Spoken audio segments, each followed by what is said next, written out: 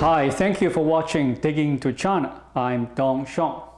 In the early hours of February 7th, China's powerful internet censors experienced an unfamiliar and a deeply unsettling sensation.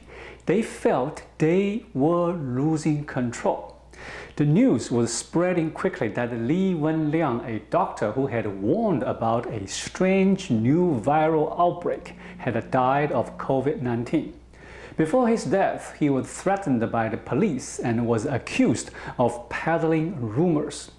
Grief and fury coursed through social media. To people at home and abroad, Li's death showed the terrible cost of Chinese government's instinct to suppress inconvenient information. Yet, China's censors decided to double down. Warning of the unprecedented challenge Li's passing had posed and the butterfly effect it may have set off, officials got to work suppressing the inconvenient news and reclaiming the narrative, according to confidential directives sent to local propaganda workers and news outlets. They ordered the news websites not to issue push notifications alerting readers to his death. They told social platforms to gradually remove his name from trending topics pages, and they activated legions of fake online commenters to flood social sites with distracting chatter, stressing the need for discretion. The order said, I quote, "As commenters fight to guide public opinion, they must conceal their identity, avoid crude patriotism and sarcastic praise, and be sleek and silent in achieving results." Unquote. The orders were among thousands of secret government directives and other documents that were reviewed by New York Times and ProPublica. They lay bare in extraordinary detail the system that helped the Chinese authorities shape online opinion during the pandemic. At a time when digital media is deepening social divides in Western democracies, China is manipulating online discourse to enforce the Communist Party's consensus. The stage managed what appeared on the Chinese internet early this year. The authorities issued strict commands on the content and the tone of news coverage, directed paid trolls to inundate social media with party-line blather, and deployed the security forces to muzzle unsanctioned voices. Though China makes no secret of its belief in rigid internet controls, the documents convey just how much behind-the-scenes effort is involved in maintaining a tight grip. It takes an enormous bureaucracy, armies of people, specialized technology made by private contractors, the constant monitoring of digital news outlets and the social media platforms, and presumably lots of money. It is much more than simply flipping a switch to block certain unwelcome ideas, images, or pieces of news. China's curbs on information about the outbreak started in early January, before the novel coronavirus had even been identified definitively, the documents show. When infections started spreading rapidly a few weeks later, the authorities clamped down on anything that cast China's response in too negative a light. The United States and other countries have for months accused China for trying to hide the extent of the outbreak in its early stages. It may never be clear whether a freer flow of information from China would have prevented the outbreak from morphing into a raging global health calamity. But the documents indicate that Chinese officials tried to steer the narratives not only to prevent panic and debunk damaging falsehoods domestically, they also wanted to make the virus look less severe and the authorities more capable as the rest of the world was watching. The documents include more than 3,200 directives and 1,800 memos and other files from the offices of the country's internet regulator, the Cyberspace Administration of China, CAC, in the eastern city of Hangzhou. They also include internal files and computer code from a Chinese company, Run Big Data Services, that makes software used by local governments to monitor internet discussion and manage armies of online commenters. The documents were shared with the Times and ProPublica by a hacker group called CCP Unmasked, Chinese Communist Party Unmasked. The Times and ProPublica independently verified the authenticity of many of the documents, some of which had been obtained separately by China Digital Times, a website that tracks Chinese internet controls. Xiao Chang, a research scientist at the School of Information at UC Berkeley, is the founder of China Digital Times. He said, I quote, "It's not just for deleting something. They also have a powerful apparatus to construct a narrative and aim it at any target with huge scale. This is a huge thing. No other country has that," unquote. In 2014, China's top leader Xi Jinping created the Cyberspace Administration of China, CAC, to centralize the management of internet censorship and propaganda as well as other aspects of digital policy. Today, CAC reports to the Communist Party's powerful Central Committee, a sign of its importance to the leadership. The CAC's coronavirus controls began in the first week of January. An agency directive ordered news websites to use only government-published material and not to draw any parallels with the deadly SARS outbreak in China and elsewhere that began in 2002, even as the World Health Organization was noting the similarities. At the start of February, a high-level meeting led by Xi called for tighter management of digital media, and the CAC's offices across the country swung into action. A directive in Zhejiang province, whose capital is Hangzhou, said the agency should not only control the message within China, but also seek to actively influence international opinion. Agency workers began receiving links to virus-related articles that they were to promote on local news aggregators and social media. Directives specified which links should be featured on news sites' home screens, how many hours they should remain online, and even which headlines should appear in boldface. Online reports should play up the heroic efforts by local medical workers dispatched to Wuhan, the Chinese city where the virus was first reported, as well as the vital contributions of Communist Party members, the agency orders said. Headlines should steer clear of the words incurable and fatal to avoid causing societal panic, one directive said.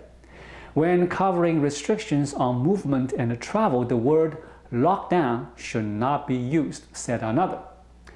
Multiple directives emphasized that negative news about the virus was not to be promoted.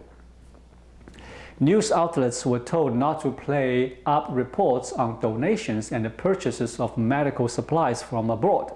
The concern, according to agency directives, was that such report could cause a backlash overseas and disrupt China's procurement efforts, which were pulling in vast amounts of personal protective equipment as the virus spread abroad. One directive said, I quote, "Avoid giving the false impression that our fight against the epidemic relies on foreign donations," unquote, one directive said. CAC workers flagged some on-the-ground videos for purging, including several that appear to show bodies exposed in public places. Other clips that were flagged appear to show people yelling angrily inside a hospital, workers hauling a corpse out of an apartment, and a quarantined child crying for her mother. The video's authenticity could not be confirmed. The agency asked the local branches to craft ideas for fun-at-home content to ease anxieties of web users in one Hangzhou district. Workers described a witty and humorous guitar ditty they had promoted. It went, "I never thought it would be true to say, to support your country, just sleep all day." Then came a bigger test. Li's death in Wuhan loosed a geyser of emotion that threatened to tear Chinese social media out from under the CAC's control. It did not help when the agency's gag orders leaked onto Weibo, a popular Twitter-like platform, fueling further anger. Thousands of people flooded Li's Weibo account with comments. The agency had little choice but to permit expressions of grief, though only to a point. If anyone was sensationalizing the story to generate online traffic, their account should be dealt with severely, one directive said. The day after Li's death, a directive included a sample of material that was deemed to be taking advantage of this incident to stir up public opinion. It was a video interview in which Li's mother reminisces tearfully about her son. The scrutiny did not let up in the days that followed. An agency directive to local offices read like this, quote, "Pay particular attention to posts with pictures of candles, people wearing masks, an entirely black image or other efforts to escalate or hype the incident," unquote. Larger numbers of online memorials began to disappear. The police detained several people who formed groups to archive deleted posts. In Hangzhou, propaganda workers on round-the-clock shifts wrote up reports describing how they were ensuring people saw nothing that contradicted the soothing message from the Communist Party, that it had the virus firmly under control. Officials in one district reported that workers in their employ had posted online comments that were read more than 40,000 times, effectively eliminating city residents' panic. Workers in another county boasted of their severe crackdown on what they called rumors. 16 people had been investigated by the police, 14 given warnings, and 2 detained. One district said it had 1,500 cyber soldiers monitoring closed chat groups on WeChat, the popular social app. Researchers have estimated that hundreds of thousands of people in China work part-time to post comments and share content that reinforce state ideology. Many of them are low-level employees at government departments and party organizations. Universities have recruited students and teachers for the task. Local governments have held training sessions for them. Government departments in China have a variety of specialized software at their disposal to shape what the public sees online. One maker of such software, Yuren, has won at least 24 contracts with local agencies and state-owned enterprises since 2016. Government procurement records show. According to an analysis of computer code and documents from Yuren, the company's products can track online trends, coordinate censorship activity, and manage fake social media accounts for posting comments. One Yuren software system gives government workers a slick, easy-to-use interface for quickly adding likes to posts. Managers can use the system to assign specific tasks to commenters. The software can also track how many tasks a commenter has completed and how much that person should be paid. According to one document describing the software, commenters in the southern city of Guangzhou are paid $25 for an original post longer than 400 characters. Flagging a negative comment for deletion earns them 40 cents. Reposts are worth 1 cent apiece. Yuren makes a smartphone app that streamline their work. They receive tasks within the app, post the requisite comments from their personal social media accounts, then upload a screenshot ostensibly to certify that the task was completed. The company also makes video game-like software that helps train commenters, documents show. The software splits a group of users into two teams, one red and one blue, and pits themselves against each other to see which can produce more popular posts. Other URAM code is designed to monitor Chinese social media for harmful information. Workers can use keywords to find posts that mention sensitive topics such as incidents involving leadership or national political affairs. They can also manually tag posts for further review. In Hangzhou, officials appear to have used the URAN software to scan the Chinese internet for keywords like virus and pneumonia in conjunction with place names, according to company data.